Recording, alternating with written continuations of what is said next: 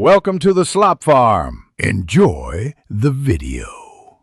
You start by duplicating the background layer immediately so your original stays intact. Once done, switch to 16-bit if the file supports it to retain tonal detail. This helps during heavy sharpening. Make sure camera raw sharpening is off before you proceed because built-in sharpening can conflict. Then choose image size and set resample to preserve details too. 0. Increase size modestly, about 120–150% for most photos, which gives Photoshop room to reconstruct edges without introducing hard artifacts. You should convert the resized layer to a smart object so every filter remains editable. That gives you flexibility if you overshoot.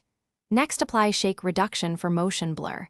If results are uneven, switch to Smart Sharpen, set remove to lens blur, and start with amount 80–150% and radius 0. 6:1, 8px depending on resolution. Once you see improved edge contrast, add a layer mask and paint with a soft brush to localize sharpening to eyes, hair, and text. This prevents noise amplification in smooth areas like skies. To finish, inspect texture versus tone.